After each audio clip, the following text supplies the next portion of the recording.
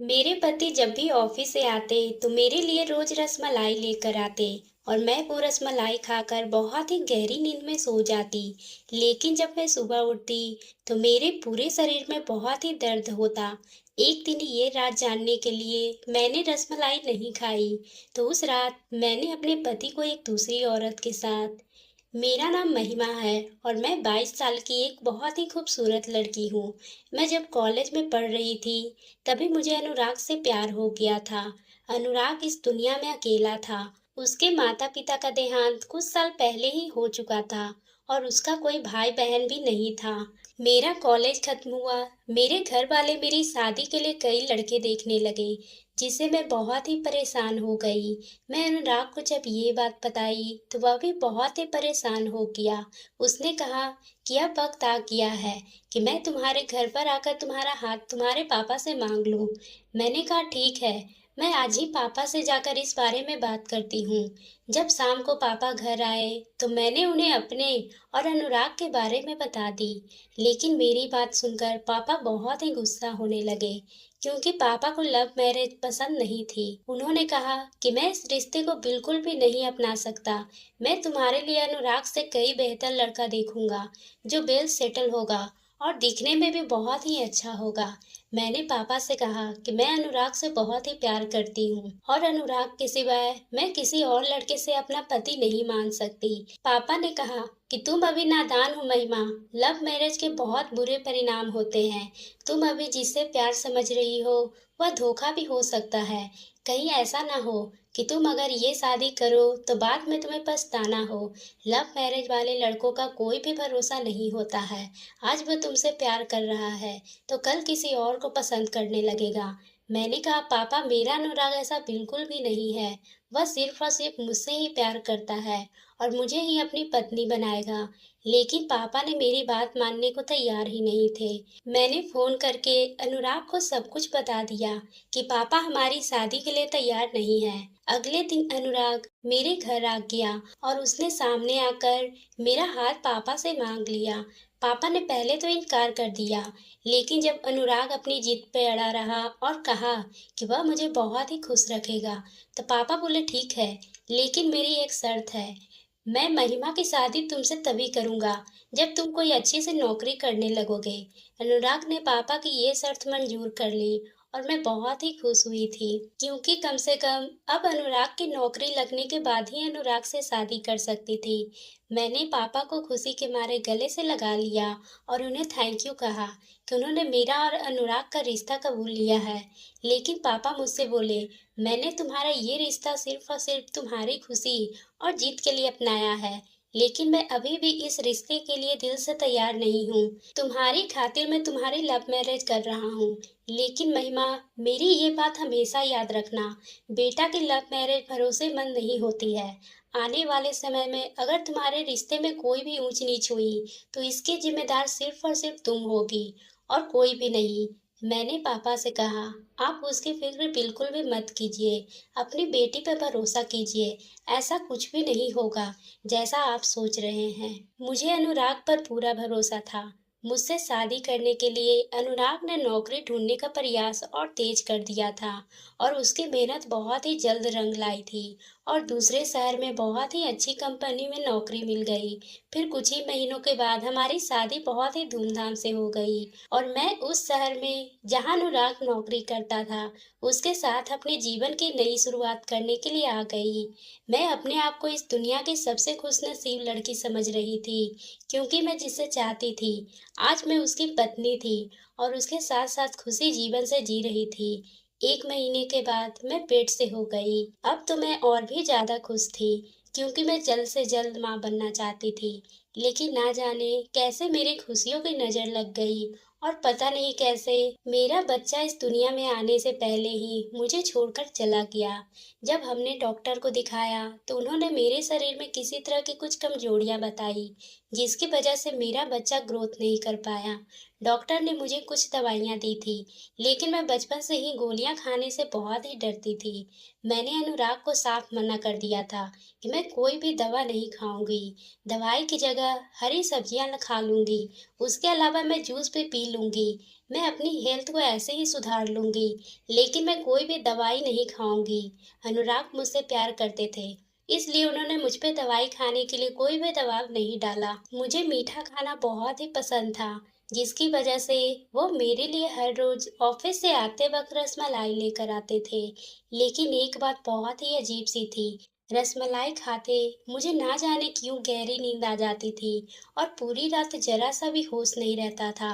सीधा सुबह मेरी आंख खुलती थी, लेकिन जब मैं सुबह उठती थी तो पूरे शरीर में बहुत ही दर्द रहता था। शुरू शुरू में तो मुझे इन सब चीजों को समझ नहीं पाई थी, लेकिन फिर मुझे ऐसा लगने लगा था कि शायद रसमलाई खाने के बाद ही मुझे होश नहीं रहता है। लेकिन रसमलाई तो अनुराग ही लेकर आता था, फिर मैं उस पर शक कैसे कर सकती थी। लेकिन फिर भी मैंने सोचा कि ऐसा करती हूँ कि एक दिन मैं रसमलाई खाती ही नहीं, फिर देखती हूँ कि क्या तब भी मुझे इतनी गहरी नींद आती है और बॉडी पेन होता है। उसी रात अनुराग जब रसमलाई लेकर आया तो मैं चुपके से रसमलाई फेंक दी और अनुराग को ऐसा दिखाया जैसे मैंने रसमलाई खा ली हो, और तुरंत ही बिस्तर पे जाकर आंख बंद करके लेट गई। करीब 1 घंटे के बाद जैसे ही 12 बजे, वैसे ही अनुराग धीरे से बिस्तर पे उठा। मुझे ये चीज पहले थोड़ी अजीब सी लगी, क्योंकि उसने बिस्तर से उठते ही बाहर पहने जाने वाले कपड़े पहन लिए और फिर उसने धीरे से कुछ उठाकर हाथ में पकड़ लिया और वो घर से बाहर निकल गया। मैं ये देखकर दंग रह गई थी कि अनुराग इतनी रात को घर से बाहर कहाँ जा रहा है। मुझे रहा नहीं गया और मैं भी तुरंत ही आधी रात को चुपके से उसके पीछे पीछे चल गई। थोड़ी ही दूर पैदल चलने के बाद अनुराग एक घर के सामने पहुंचा। उसने बहुत ही धीरे से दरवाजे को लॉक किया और तभी दरवाजा खुला और एक बहुत ही खूबसूरत 24 से 25 साल की औरत बाहर आई, जो दिखने में बड़ी ही सुंदर लग रही थी। अनुराग को देखकर मुस्कुराई और अनुराग उसके साथ अंदर चला गया और उसने दरवाजा बंद कर लिया। ये देखकर मेरे तो होश ही उड़ गए। मैं बदहवासी में वापस घर लौट आई। मेरी आंखों में आंसू रुकने का नाम ही नहीं ले रहे थे। मुझे कुछ भी समझ नहीं आ रहा था कि आखिर अनुराग ने मेरे साथ ये सब क्यों कर रहा था। इसका मतलब जब से हमारी शादी हुई है, तभी से अनुराग हर रोज रात को मुझे रसमलाई खिलाकर बेहोश कर देता था और खुद उस औरत के साथ मजे करता था। अब मुझे अपने पापा के कहे हुए शब्द याद आने लगे थे। उन्होंने मुझसे कहा था कि लव मैरिज शादी भरोसेमंद नहीं होती है। जो आज मुझे प्यार कर रहा था, वो कल किसी और के साथ रहने लगेगा। लेकिन उस वक्त अनुराग पे अंधा विश्वास करके मैंने उनकी बातों को गलत बता दिया था। लेकिन आज जब मैं इन सबको अपनी आंखों से देखा, तो उनसे कहा हुआ एक एक शब्द मुझे सच्चा लग रहा था। मुझे लगने लगा था कि मैं अपने पापा की बात ना मानकर जीवन की सबसे बड़ी गलती की है। मैं बुरी तरह से रो रही थी, लेकिन मैं अपने दुखों को मैं किसी से बता भी नहीं सकती थी। अपने मम्मी पापा को भी मैं इस बारे में अब तक नहीं बता सकती थी, क्योंकि मैंने ये शादी अपनी जिद पे करी थी और अगर मैं बताती तो मैं ही गलत साबित हो जाती, क्योंकि मेरी ये शादी करने का फैसला सही होगा, जिसकी जिम्मेदार मैं खुद पर ली थी। उस रात मैं रोती रोती कब सो गई मुझे पता ही नहीं चला। सुबह जब मेरी आँख खुली, मैंने देखा कि अनुराग मेरे बगल के बिस्तर पे सो रहे थे। मैं उठकर घर के बाकी काम करने लगी और वो जब उठा तो मेरे साथ बिल्कुल नॉर्मल बिहेवियर कर रहा था, जैसे कि कुछ हुआ ही नहीं, जैसे वह मुझसे बहुत ही प्यार करता है। अगले ही दिन अनुराग मेरे लिए फिर से रसमलाई लेकर आया और मैंने उस दिन भी चुपके से रसमलाई को फेंक दी और ऐसे नाटक किया जैसे मुझे बहुत ही तेज नींद आ रही है। जैसे ही 12 बजे अनुराग फिर से अपने हाथ में कुछ लेकर चुपके से घर से बाहर निकल गए। मैं भी उनके पीछे पीछे गई और आज फिर इस खूबसूरत औरत ने ही दरवाजा खोला और दोनों मुस्कुराते हुए घर के अंदर चले गए और दरवाजा अंदर से बंद कर लिया। अब तो मेरे बर्दाश्त करने की कोई सीमा ही नहीं थी। मेरा खून बुरी तरह से खौल रहा था, क्योंकि मैं अनुराग ने मुझे धोखा दे रहा था और मेरी पीठ के पीछे दूसरी औरत के साथ रिश्ता जोड़ रहा था। मैं तुरंत ही गुस्से में उस घर के बाहर पहुंची और जोर-जोर से दरवाजा खटखटाया। दरवाजा अनुराग ने ही खोला। उसने जैसे ही दरवाजा खोला, मुझे सामने देखकर उसके तो चेहरे का रंग ही उड़ गया। अनुराग को देखते ही मेरा गुस्सा और भी ज्यादा बढ़ गया। मैं चीखकर उसे गले पर एक तमाचा मारी और उससे कहा कि धोखेबाज, तुम्हारी वजह से मैंने अपने पापा का दिल दुखाया और उनके मर्जी के खिलाफ जाकर मैं तुमसे शादी की और फिर भी तुमने मुझे धोखा दिया है। तुम इतने सालों से मेरे साथ प्यार का झूठा नाटक करते रहे और मेरे पीठ के पीछे रोज मुझे बेहोश करके इस औरत के साथ यहाँ मजे मार रहे थे। अनुराग बोला, महिमा तुम गलत समझ रही हो।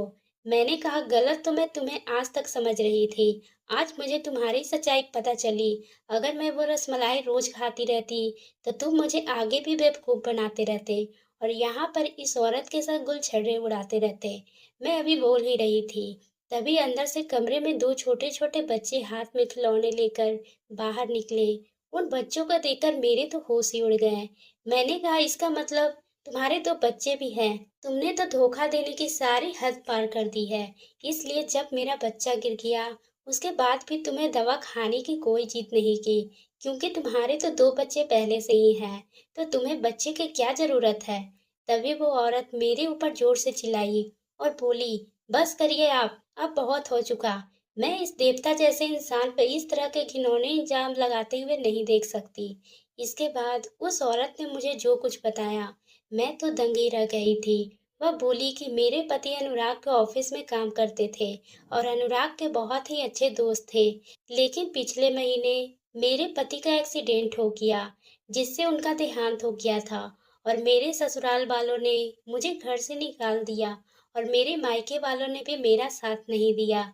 मैं अपने इन दो छोटे छोटे बच्चों को लेकर दर दर के ठोकरें खाने लगी थी। जब मेरी किसी ने भी मदद नहीं की, तो अनुराग भैया ने मेरी मदद की। उन्होंने न सिर्फ मेरे सर पे छत दी, बल्कि खाने को रोटी और तन ढकने के लिए कपड़ा भी दिया। लेकिन क्योंकि ये दुनिया ऐसी है कि एक औरत और आदमी के रिश्ते को हमेशा गलत नजर से ही देखते हैं, इसलिए वो दिन के उजाले में आकर हमारी कभी भी मदद नहीं करते हैं। उन्हें उस रात के अंधेरे में ही हमारी मदद करने के लिए यहाँ पर आना पड़ता है। ये उनकी मजबूरी है। और देखिए, आज आपने भी इन्हें मेरे साथ देखा तो कितना गलत समझ लिया। अनुराग तो मेरे सगे भाई से भी बढ़कर हैं।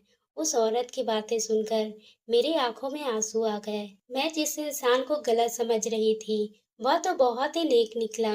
मैं अनुराग के आगे हाथ जोड़कर उनसे माफी मांगने लगी, लेकिन अनुराग ने मुझे गले से लगा लिया।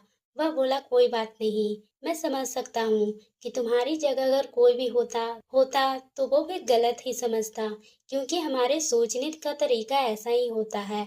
इसके बाद हम दोनों घर लौट आए थे, लेकिन फिर भी मैं अनुराग से कहा कि आप जब भी मुझे रसमलाई खाने को देते थे, उसके बाद मैं इतनी गहरी नींद में कैसे सो जाती थी।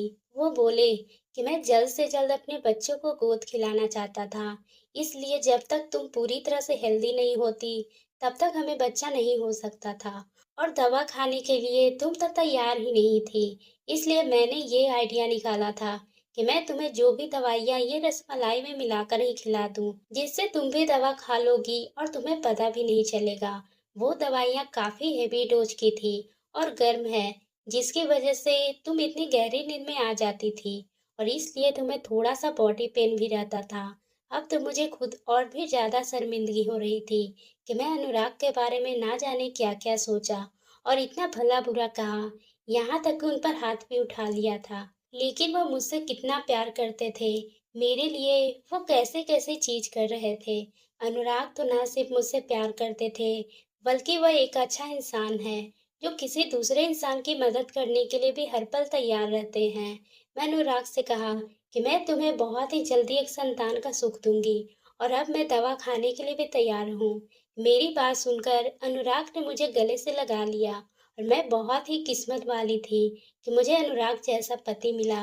और कुछ ही हफ्तों के बाद मैंने उस औरत को एक अच्छी जगह पर नौकरी दिलवा दी, ताकि उसे अपना घर चलाने के लिए किसी के आगे हाथ फैलाने की जरूरत न पड़ सके।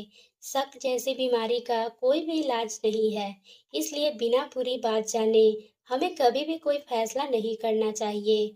तो दोस्तों, आपको ये कहानी कैसी लगी? अगर पसंद आई हो तो आप मेरे चैनल को सब्सक्राइब करना ना भूलें और बेल आइकन को भी प्रेस कर लें।